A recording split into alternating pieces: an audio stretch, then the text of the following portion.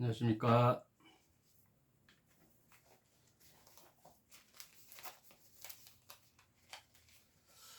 오늘부터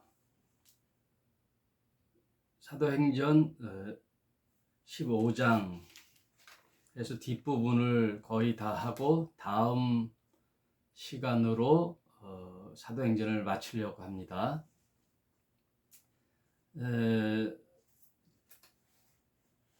사도행전 12장까지가 베드로를 중심으로 한 이제 사도들, 12사도들의 중심적인 복음 전도의 기록들이 있었다면은 이제 13장부터 이방인을 향한 이제 복음 전도가 전개되는 것으로 이렇게 바뀌는 터닝 포인트가 되죠.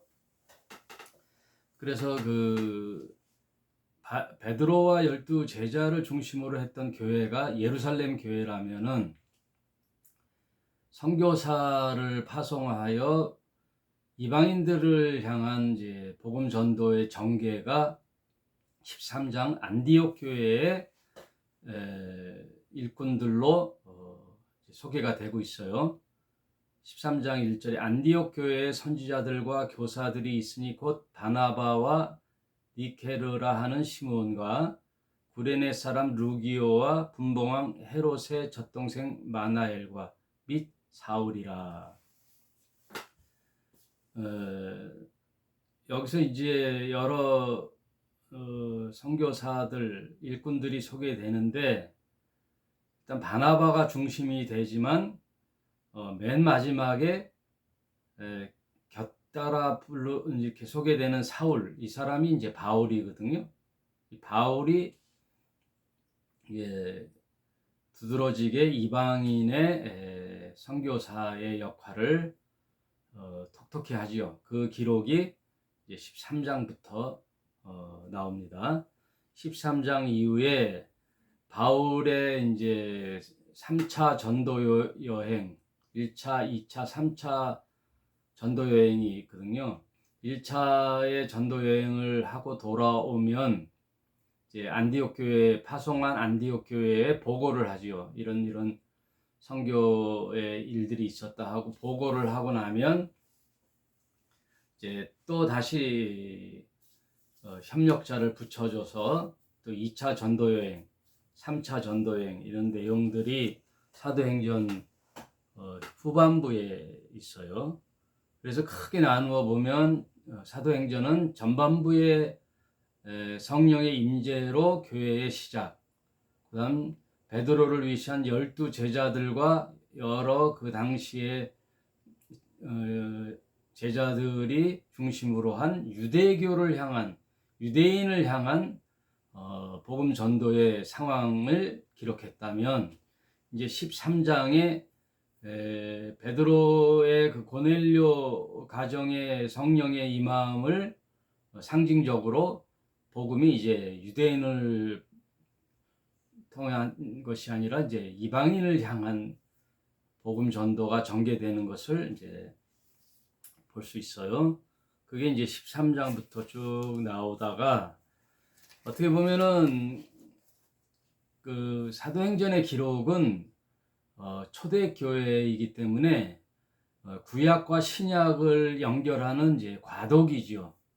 율법과 복음의 중첩이 되는 과도기란 말이에요. 유대인과 이방인의 또 과정 속에 있는 그런 과도기이기 때문에 여러 가지 그 혼합적인 면들이 많이 나와요. 그리고 아직 성경이 우리 교회에 주어져 있지 않기 때문에 어떤 기준점이 없단 말이에요. 그 기준점이 없을 때에는 강력한 성령의 임재와 인도로 복음 전도의 상황들이 펼쳐져 가는 것을 우리가 볼 수 있어요. 그리고 이제 15장 첫 절에 보면 어떤 사람이 유대로부터 내려와서 형제들을 가르치되 너희가 모세의 법대로 할례를 받지 아니하면 능히 구원을 얻지 못하리라. 모세의 할례, 모세의 율법을 지키지 아니하면, 이건 다분히 이제 유대교의 구약 시대의 유대인을 향한 이제 민족적인 사관이지요, 교리지요, 율법. 거기에 아직도 이제 몸에 배어 있기 때문에 그 이야기들을 교회에다가 하는 거예요. 그러나 신약에 대해서 이제 바울의 사역이 펼쳐져 가면서 그런 일들로 적지 않은 의견 차이가 있단 말이에요. 그게 2절에 바울과 바나바 사이에 적지 아니한 다툼과 변론이 일어난지라 형제들이 이 문제에 대하여 바울과 바나바 및 그 중에 몇 사람을 예루살렘에 있는 사도와 장로들에게 보내기로 작정하니라. 이런 이제 교리 문제, 구원 간의 문제들이 여러 가지 오해를 사기 때문에 예루살렘 교회가 모교회잖아요. 그 12사도들의 이제 시작된 교회이기 때문에 그 교회에 보내서 어떠한 그 이런 교리의 다툼이 있으니 어떻게 하면 좋겠는가 하고 의견을 수렴하기 위해서 보내요. 그런 면에서 이제 그 15장에 쭉 나오는데 4절에 예루살렘에 이르러 교회와 사도와 장로들에게 영접을 받고 하나님이 자기들과 함께 계셔 행하신 모든 일을 말하며 바리새파 중에 믿는 어떤 사람들이 일어나 말하되 이방인에게도 할례를 주고 모세 율법을 지키라 명하는 것이 마땅하다 하니라. 사도와 장로들이 이 일을 의논하여 모여 많은 변론이 있은 후에 베드로가 일어나 말하되 형제들아 너희도 알거니와 하나님이 이방인들도 내 입에서 복음 전파를 복음의 말씀을 들어 믿게 하시려고 오래전부터 너희 가운데서 나를 택하시고 또 마음을 아시는 하나님이 우리에게와 같이 저에게도 성령을 주어 증거하시고 믿음으로 저희 마음이 깨끗게 하사 저희나 우리나 분간치 아니하였느니라. 베드로가 그거에 대한 이제 반론을 얘기하는 거죠. 그런데 지금 너희가 어찌하여 하나님이 시험하여 우리 조상과 우리들도 능히 매지 못하던 멍에를 제자들에게 매게 하냐 이거예요. 이스라엘 백성이 수백 년 수천 년 동안 우리 조상들이 얽매였던 게 뭐예요? 모세 율법을 우리 이제 유대인에게도 그것을 벗어나는 복음을 하나님의 아들이 오셔서 그렇게 말씀하셨는데 이방인에게 그 율법의 짐을 멍에를 매게 하느냐? 그럴 수 없다. 우리가 저희와 동일하게 주 예수로 은혜로 구원을 받은 줄 믿노라. 그러니까 베드로가 굉장히 이제 깨어 있죠. 베드로가 이제 트여 있단 말이에요. 일단 민족주의 사관에서 이제 벗어나서 구원이라는 것은 율법의 할례를 받거나 율법을 지켜서 받는 게 아니라 이 주 예수 그리스도를 믿어 은혜로 구원을 받는다라는 그것을 이제 말하자면 정리를 해주는 거예요.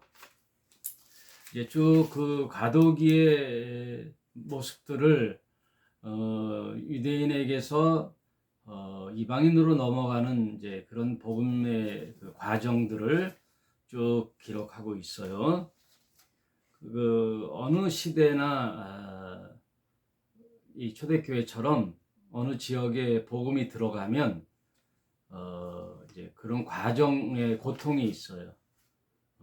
어떤 민족에게 들어가도 그 민족의 고유의 그 종교나 민족적인 그 사상들이 있기 때문에 성경에 복음이 진리가 들어가면 이제 서로 부딪히면서 그 나라와의 풍습과 종교와 이제 부딪히면서 자리를 잡아가는 거죠. 우리나라는 유교와 불교가 오랜 세월 동안 우리 민족의 사상을 지배하고 종교를 신앙을 지배했는데 약 200년 전,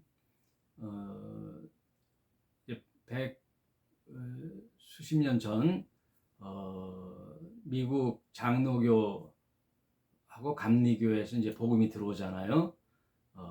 아펜젤러와 언더우드.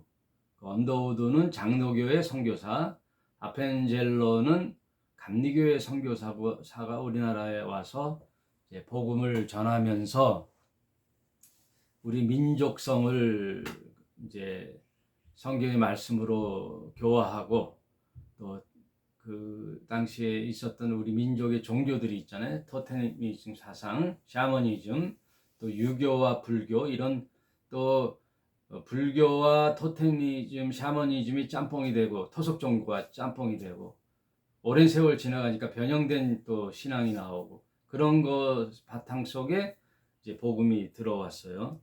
그러면서 이제 여러 가지 다툼이 있죠. 그와 마찬가지로 이 당시 초대교회에서도 그런 일이 있었어요. 그 기록들이 이제 15장, 이제 16장에 쭉 나오고요. 이제 바울이 이방인을 향한 선교의 여행을 1차, 2차, 3차에 겪은 일들을 이제 성경 15장 이후에 쭉 기록되어 있어요. 그거를 한번 쭉 살펴보는데, 이제 바울에게 있어서는 이제 몇 가지, 한 세네 가지의 그 복음의 자세가 있어요. 그런 기록들을 이제 성경을 보면서 알 수 있는데, 그 의견 차이라는 것은 언제나 이제 자기 중심적 생각이잖아요. 내 생각. 그 사도들의 오랜 세월 유대인의 피로서의 유대교에 있었던 그 종교 사상들이 관성이 있죠. 갑자기 예수 그리스도의 복음을 들었지만 어릴 때부터 지켜왔던 율법의 그런 관성의 습관들이 있어서 이걸 이방인에게도 적용하려는 그런 무리한 면들이 있어서 그런 과도기의 과정 속에 많은 다툼이 있어요. 그러나 이거 역시 또 복음의 진보에 있어서는 걸림돌이 될 수가 없죠. 언제나 이제 새로운 하나님의 제자들, 하나님의 사람으로서의 복음은 진행되어 나가는 거죠. 그거를 이제 사도행전에서 기록하고 있어요. 16장에 보면은 이제 바울이 선교 사역을 하는데, 이제 언제나 처음 시대에, 개척 시대에 주님의 사역은 힘들어요. 이게 처음 가는 길은 힘들지요. 개척자의 길은 굉장히 힘들지만 그 길에는 항상 하나님이 함께 하시되, 또 하나는 뭐냐면 사람도 함께 하죠. 사람도.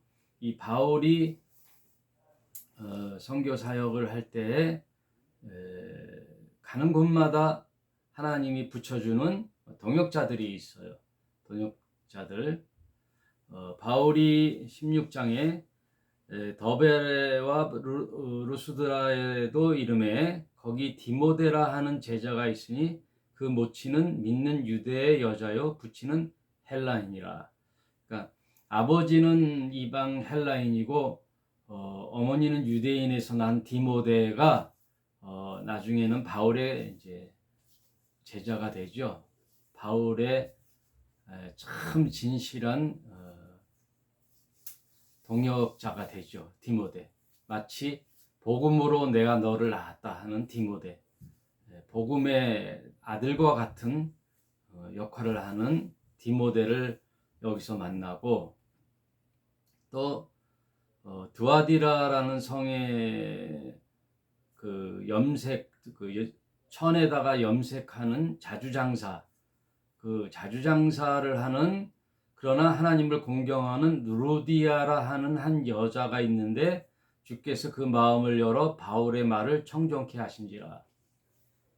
그 지역의 유력한 장사에도 많은 이제 그 재능이 있고 재력도 있고 그 지역에 또 많은 영향을 미치는 한 여인이 바울에게 관심을 가지고 그 복음에 대해서 청종을 하는 거예요.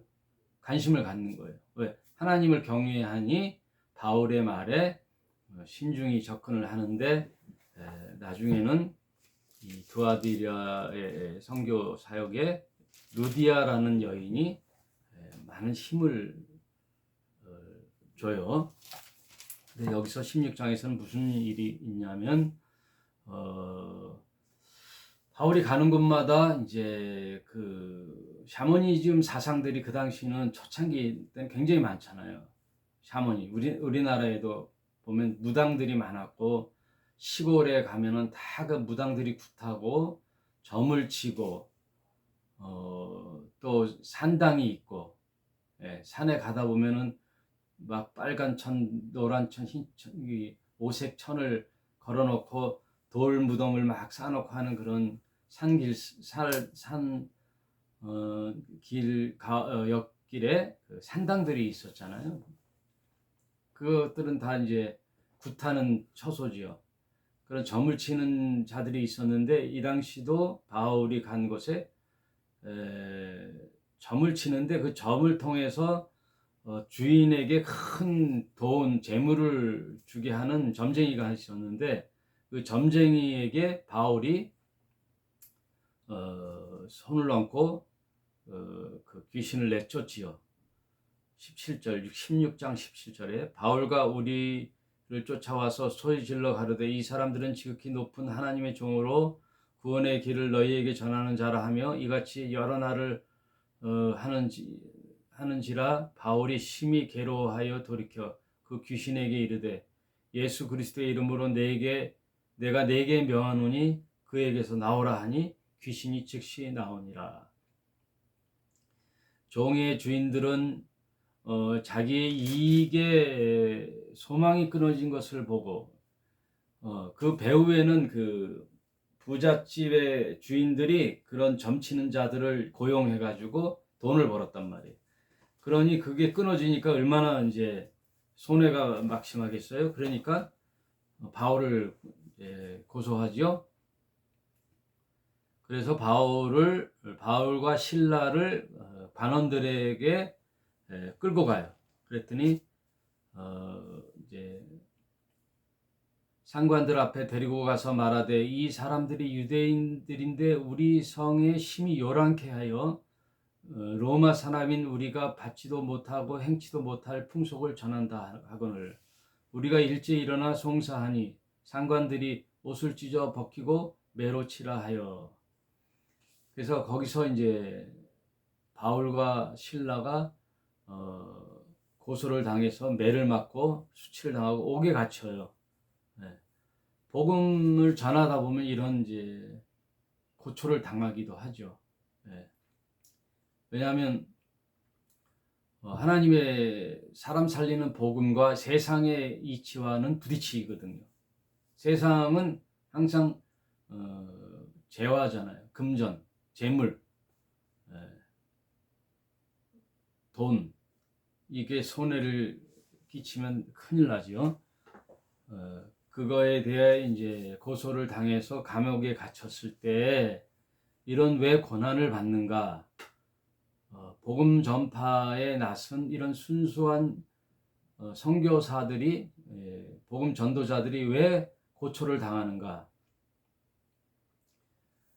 그 이유가 있어요. 25절에 밤중이 되어 바울과 실라가 기도하고 하나님을 찬미하며 제수들이 듣더라. 그 감옥에서도 어떻게 보면 감옥이 좀 한숨 돌리는 것이요. 여러분, 복음을 전하다가 이제 감옥에 갇혔어요. 자유롭지는 못하지만 그래도 그곳에서 이제 자신을 돌아보고 바울과 실라가 서로 마주 보면서 어떤 주의 복음을 전할 때 받는 고난이 어떻게 보면 고난이 아니죠. 기쁨이 되죠. 주님께서 말씀하셨잖아요. 나와 복음을 위하여 너희가 고난을 당하고 욕하고 때리고 수치를 당하여도 기뻐하라. 네. 하늘의 상이 큼이라. 그리고 진정으로 그 주님으로 인하여 오는 고난은 이제 기쁨이 되죠. 그러니 거기서 하나님을 찬미하고 기도하는 거죠. 근데 그것을 누가 듣느냐? 아무도 안 듣는 것 같은데 간수들이 듣죠. 간수들이. 예. 저도 요즘에 그 일할 때 밤 근무를 할 때는 조용하고 아무도 없거든요. 야근하는 사람 한두 명 빼고 제가 사무실에서 이제 이렇게 10시까지 이제 오후 근무는 10시까지인데 아무도 없는 그 사무실에 혼자 있어요. 그리고 이제 CCTV를 쭉 보면서 이렇게 있는데 한 3, 4시간 가만히 있으면서 여러 가지 생각을 하게 되죠. 이런 생각, 저런 생각, 그리고 말씀을 묵상하고 생각하고 이런 시간이 참 귀한 거예요. 밤에 이제 누워서 잠잘 때 잠이 안 오죠. 잠이 안 오면 어떨 때는 잠이 안 오는 것도 좋더라고요. 잠이 안 오는 것도 좋아요. 왜? 기도하는 거죠. 이렇게 하나님을 생각하고 지난 날을 생각해보고 앞으로도 생각하면서 주님, 제가 어느 위치에 와 있습니까? 지금 이 자리에서 내가 어떻게 하는 게 좋겠습니까? 하고 곰곰이 생각해 보는 거죠. 또 어떤 말씀을 생각해 보면서 묵상도 하고 이러다 보면은 스르르 잠이 오기도 하죠. 그리고 그 무료한 그 시간이 또 금세 흘러가기도 하고 바울과 실라가 지금 그런 상황이 있는 거죠. 그랬는데 이런 고초도 하나님 복음 전도에는 유익이 있어요. 왜냐? 이 간수들이 듣는 거예요. 그리고 그 옆에 감옥에 갇혀 있는 같은 죄수들도 듣는 거예요. 이에 호련히 큰 지진이 나서 옥토가 움직이고 문이 곧 다 열리며, 여러분 이건 상징적인 게 아니에요. 네? 큰 지진이 일어나고 그랬다는 게 뭐 주님의 임재의 상징이다 이렇게 얘기하는 사람인데 그게 아니에요. 왜냐하면 옥문이 열리는 거예요. 문이 곧 다 열리며 모든 사람의 매인 것이 다 벗어진지라.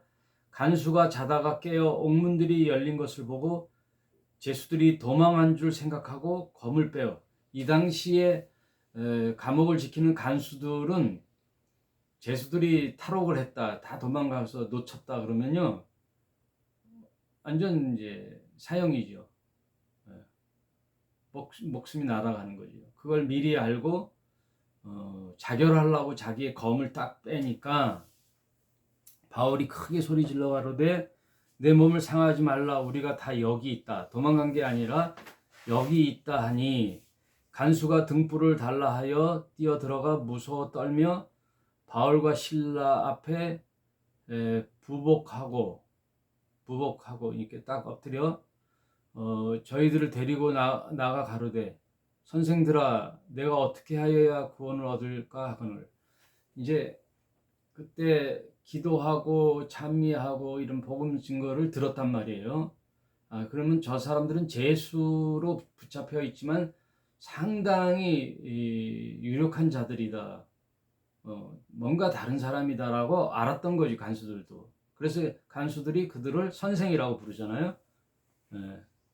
선생들아 내가 어떻게 해야 구원을 얻을까 하거늘. 이런 모든 옥문이 열리고 그 진동이 오고 그런 기적들을 보니까 이건 보통 사건이 아니니 어떻게 하면 되겠느냐 하고 그 구원의 도를 청하는 거죠. 가로되 바울이 주 예수를 믿으라 그리하면 너와 내 집이 구원을 얻으리라 하고 주의 말씀을 그 사람과 그 집에 있는 모든 사람에게 전하더라. 밤 그 시에 간수가 저희를 데려다가 그 맞은 자리를 씻기고 자기와 그 권속들이 다 세례를 받은 후 저희를 데리고, 이제는 이제 이 간수가 그들이 죄인이 아니죠. 복음을 들었어요. 그래서 믿게 돼서 자기의 그 식솔들을 데리고 가족들을 데리고 와서 다 안수를 받고 세례를 받는 거죠. 저희를 데리고 자기 집에 올라가서 음식을 차려주고 저희와 온 집이 하나님을 믿음으로 크게 기뻐하니라. 여러분, 중요한 것은 구원이에요. 구원. 내가 태어난 곳, 나의 조국, 나의 나라, 우리 민족이 중요하죠.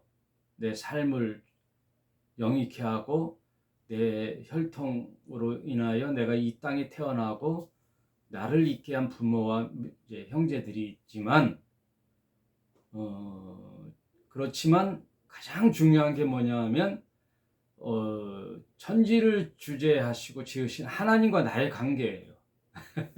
여러분 착각하지 말아야 되는데, 민족 운동, 뭐 조국을 위한 나라 사랑 운동, 통일 운동 이런 거 다 중요하지만 먼저 우리가 알아야 될 것은 하나님을 믿는 믿음, 나와 하나님의 관계, 나의 구원의 문제, 이게 가장 우선되어야 돼요.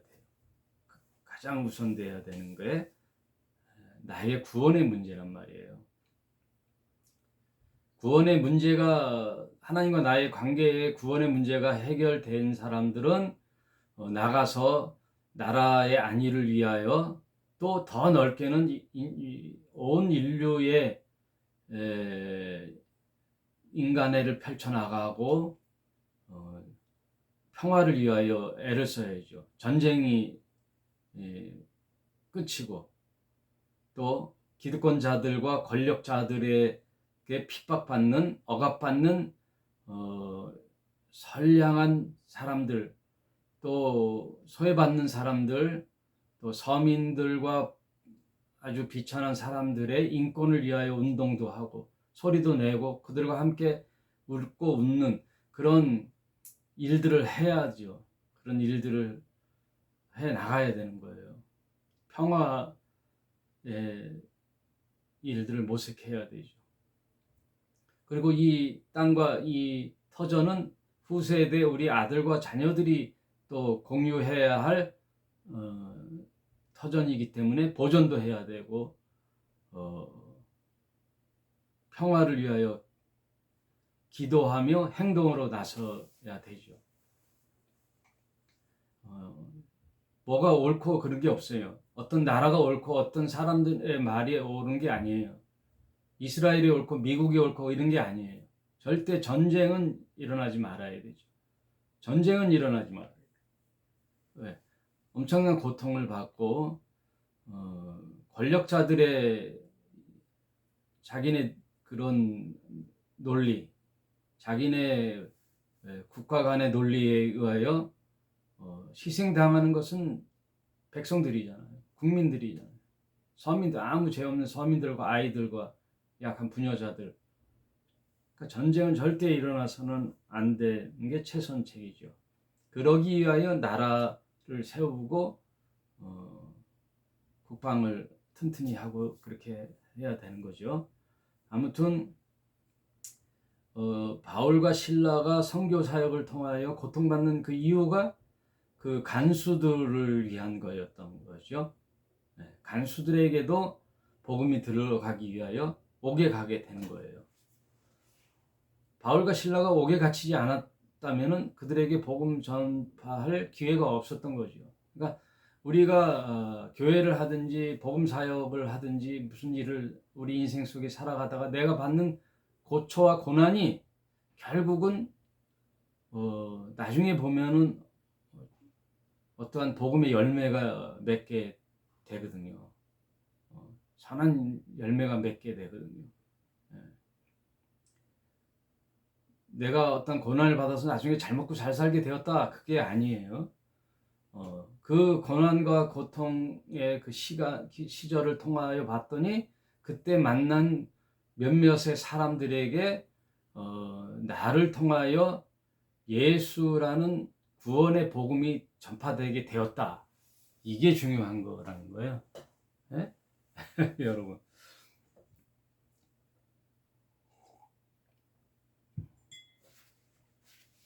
내가 어떤 사람을 만났더니 내가 형통한 길에 됐고 부귀와 영화를 누려서 성공하는 삶을 살았다. 뭐 이런 것도 뭐 나쁘다고 하지는 않겠지만 우리 믿는 신자의 항상 그 마음은 뭐예요?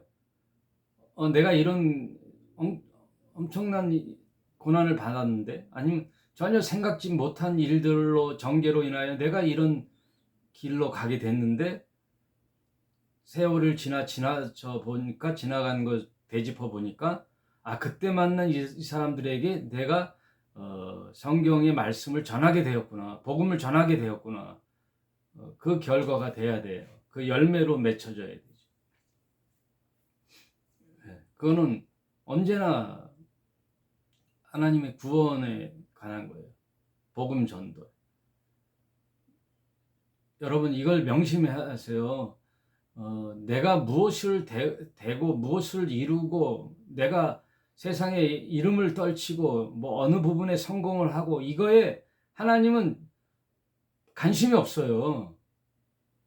거기에 관심이 없다고요.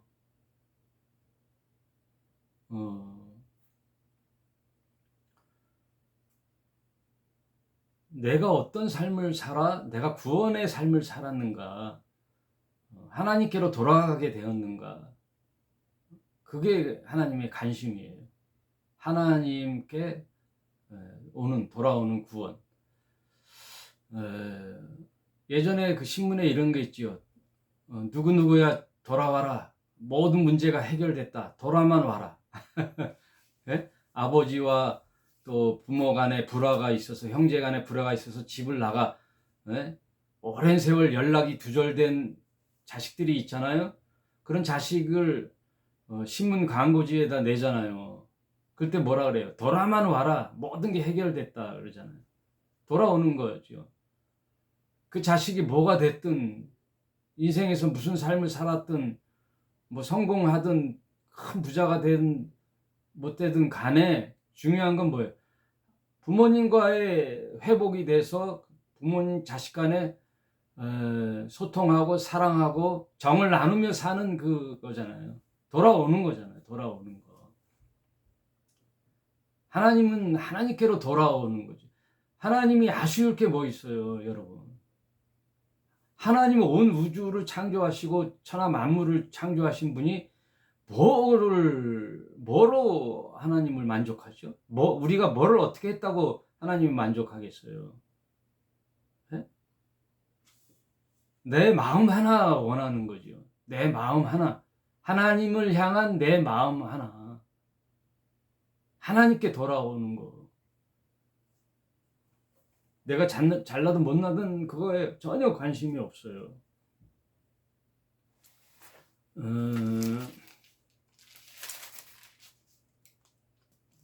17장 22절 바울이 아레오바고 가운데 서서 말하되 아덴 사람들아 너희를 보니 범사에 종교성이 많도다. 아덴에 갔더니 이탈리아의 아덴에 갔더니 거기는 지금의 아테네지요. 무슨 철학을 얘기하고 그리고 범사에 종교성이 많아. 이 사람도 섬기고 저 사람도 섬기고 이 종교성이 많아요. 여러분, 우리나라 조선시대 때 옛날 우리나라 조상들도요, 종교가 많아요. 하다못해 어떤 사람을 섬긴다고요. 그래서 관우 종교가 있어요. 관우. 삼국지에 보면 관우가 있잖아요. 유비, 장비, 관우, 관우를 동경하는 거예요. 그래서 관우 초상화를 어떤 제단에다 모셔놓고 제를 올리고 제사를 지내고 관우의 평생의 일들을 동경하고 그 사람을 기리는 그런 게 있단 말이에요. 그러니까 이 아덴이 그런 거예요. 어떠한 위대한 성인들, 위대한 인물들을 또 다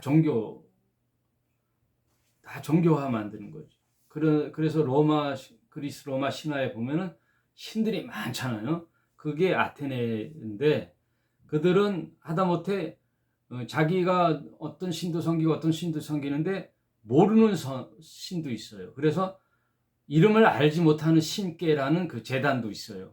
이름을 알지 못하는 신께 분양하는 제단도 있단 말이에요. 그러니까 그만큼 종교가 많은데 내가 두루 다니며 너희 위하는 것들을 보다가 알지 못하는 신에게라고 새긴 단도 보았으며 그 얘기예요.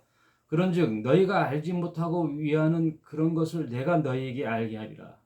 너희들이 차마 깨닫지 못한 그런 신이 계시다. 그 신은 누구냐?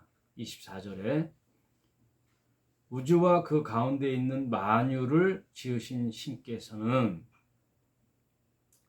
천지의 주제이시니 손으로 지은 전에 계시지 아니하시고, 여러분 잘 들으세요.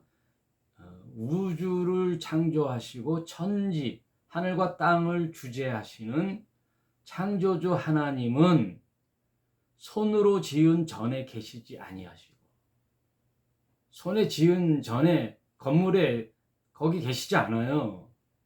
온 우주가 하나님의 보좌의 공간이시고, 또 이 땅, 지구라는 이 땅은 하나님의 발등상이고 하나님이 발을 딛고 계시는 곳인데 어디 사람이 벽돌로 지은 아무리 위대한 집이라 해도, 그래서 예수님은 오셔서 예루살렘 성전이 무너지리라 했잖아요.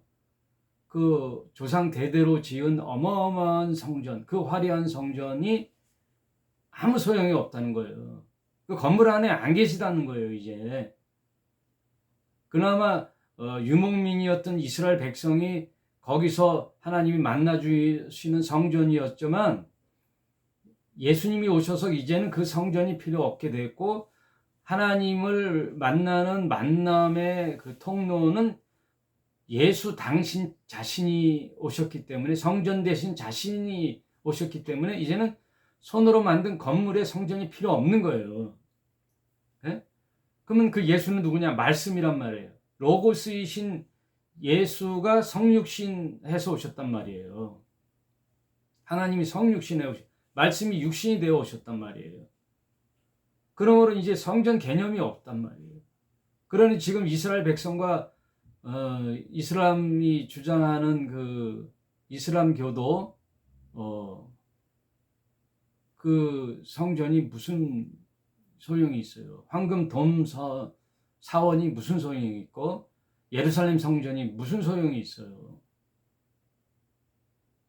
그걸 갖고 전쟁을 하고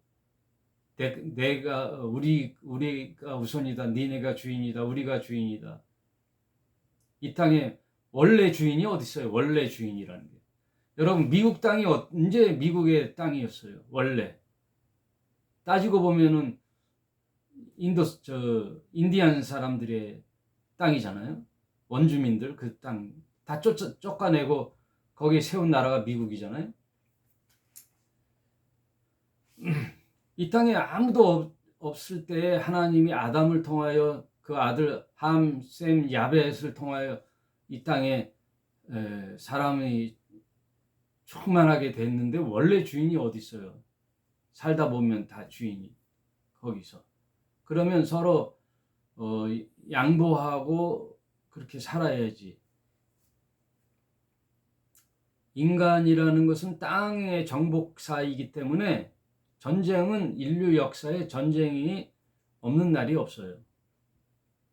그러니까 여기서 뭘 얘기하느냐면은 손으로 지은 성전이 필요 없는 거예요, 여러분. 성전도 필요 없어요. 네? 성전이 필요 없단 말이에요. 오늘날 교회들이요, 목사들이요, 정신 차리세요. 성전이 필요 없어요. 성전이 없단 말이에요. 교회는 하나님 예수 그리스도를 믿는 그 신자들이 모여 있는 공동체가 교회이고, 개인적으로는 하나님과 그 나 자신의 말씀을 통한 하나님을 아버지라고 부르는 믿음에 있는 것이지, 어떤 성전에 모여 예배를 드리고 종교성이 있어서 그걸 하나님 인정한다는 게 아니란 말이에요. 그 예배 드리고 종교 생활을 하는 것도 하나님과 나의 친밀성을 돋우기 위한 하나의 수단에 불과한 거지, 그게 목적이 아니란 말이에요. 네? 이제 깨어 있어야 된단 말이에요. 이제는 뭔가 튀어 있어야 된단 말이에요. 예전에 목사들이 가르친 것에 매몰되지 말고 이제 좀 깨어 있어 보여야 된단 말이에요. 목사들의 말에 너무 비판도 안 하고 그냥 순종해가지고, 나도 성경을 읽고 깨달을 수가 있잖아요. 보면은 이런 말씀이 있으면 깨달아야죠. 목사 말에 휘둘리지 말고. 네? 목사가 언제부터 목사인데? 예? 책을 읽어봐야 얼마나 읽고 뭘 성경을 알아봐야 얼마나 알겠어요. 자기의 신념을 얘기하는 거지. 성경을 잘 보란 말이에요. 구약은 이스라엘을 향한 하나님의 계획에 대한 지침서인데, 그 이스라엘인이 아니잖아요. 저와 여러분은 이제 신약 시대에 살아가는 신약 성경이 손에 쥐어진 신자들이잖아요. 그럼 신약 성경을 잘 읽어보면은 구약은 하나의 참고서고, 하나님 우리에게 주신 성경의 그 과정 속의 기록, 시대마다 있었던 그 과정의 역사적 기록책이지, 왜 구약 제도에 얽매여 가지고 신약을 살아가냔 말이에요. 그러면 신약 제도에 편승해서 구약을 다시 바라봐야죠. 왜 구약을, 말 그대로 구약인데, 옛 계약인데, 새 계약서가 손에 쥐면 옛 계약서는 참고서고 참고만 되지, 왜 거기 규제에 매몰되냔 말이에요. 어떤 법이 우리에게 오면 옛 법은 참고서이지 새 법이 우리에게 적용되는 거잖아요. 그래서 지금 국회에서 계속 새 법을 왜 만들어요? 옛 법이 잘못된 것을 보완하고 새 법이 오잖아요. 그러면 그 시대에 살아가는 사람들은 새 법을 지켜야 되지, 왜 옛 법에 사람을 적용해서 얽매이게 하냔 말이에요. 안 된단 말이에요. 성전이 없어요. 하나님 건물이 아니란 말이에요. 가정이든 어디든 직장 사무실이든 공원이든 어디든 하나님을 만나서 찬송하고 예배드리고 기도할 수가 있단 말이에요. 그리고 그 말씀이 나의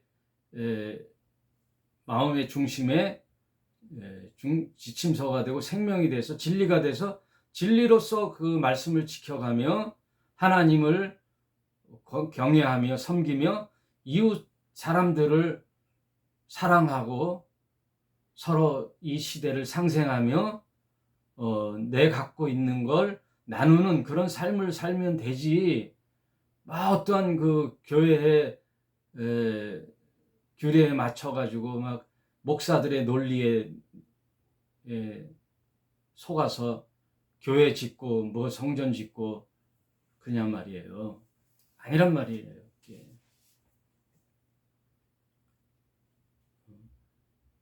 나의 신앙과 말씀을 실천하며 살아가는 데에 아주 좋은 길잡이가 될 수 있는 교회로서의 공동체라면 아주 좋은 거지요. 그것도 이제 방법론이고 수단이란 말이에요. 그게 목적이 돼서는 안 된단 말이에요. 기도와 예배가 목적이 아니에요. 삶이 목적이에요. 내가 빛과 소금으로 살아가는 데에 부족한 면을 하나님께 도와달라고 기도하고 그런 마음을 갖게끔 예배드리고 찬양하고 그러는 거고, 공동체에 모여서 서로 용기를 주고 북돋아 주는 것이지, 그게 목적이 아니란 말이에요. 목적은 어디냐? 세상의 흑암에 나가 내가 빛과 소금이 되어 사는 삶이 목적이란 말이에요. 그 베이스에는 내 구원이 우선 돼야 된단 말이에요. 하나님과 나의가 관계가 먼저 회복된 후에, 그리고 나서 형제를 살려내는 거죠. 내가 구원받았는지 내가 말씀으로 사는지 그것도 모르면서 뭘 막 교회 그 행사에 잡혀가가지고 그런 에너지를 소비하냔 말이에요. 여기 말씀이 있잖아요. 하나님이 지으신 것이 천지의 주제이신 분이 손으로 지은 전에 계시겠느냐 이거예요. 아니란 말이에요. 그러니 교회당을 짓고 성전을 짓는다고 막 헌금해라 그러고, 목사가 무슨 목표고, 예? 우리 교회 목표는 몇천 명이고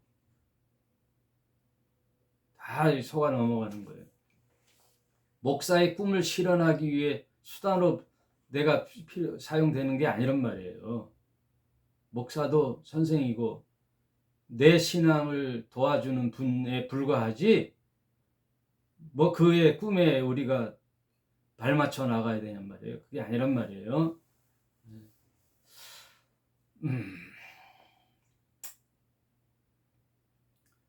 오늘날 그 세계 문제도 다 마찬가지, 어느 민족이 아니에요. 옳고 그름이 아니란 말이에요.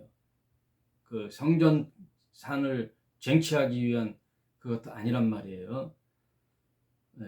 언제나 사람이 중요하고, 또 일요일날 예배 드리는 것도 마찬가지고요. 예? 안식일이 없어요. 이제는 안식일은 유대인에게 준 날이에요. 이제는 모든 날이 하나님을 만남에 모든 날이 안식이 된 거예요. 그리고 그 안식이라는 것은 사람을 위해서 있지, 사람이 안식을 위해서 그것에 맞춰서 사는 게 아니라 그랬잖아요. 사람이 안식이 돼야 되잖아요. 참 자유를 누리는 게 안식이잖아요. 우리가 안식하는 거예요. 안식. 어느 날에 매여 있으면 그것도 안식이 아니란 말이에요.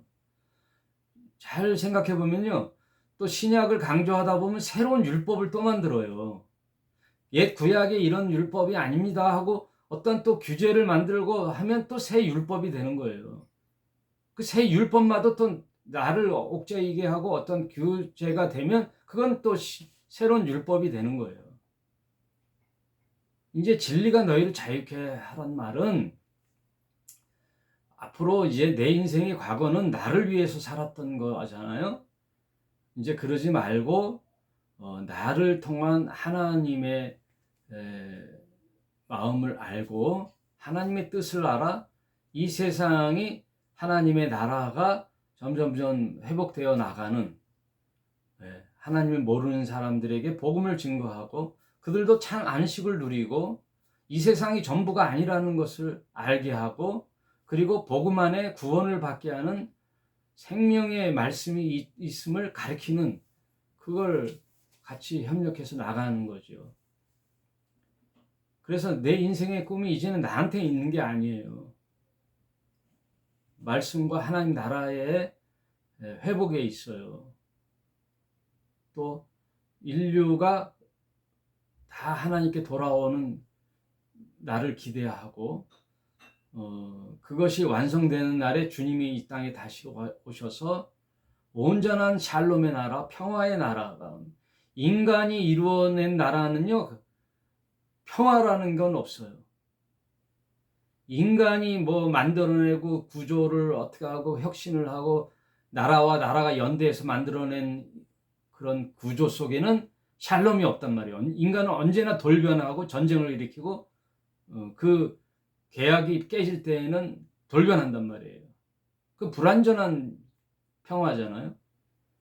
온전한 평화와 세상의 행복이 오는 날은 주님이 이 땅에 오시는 날 외에는 없어요.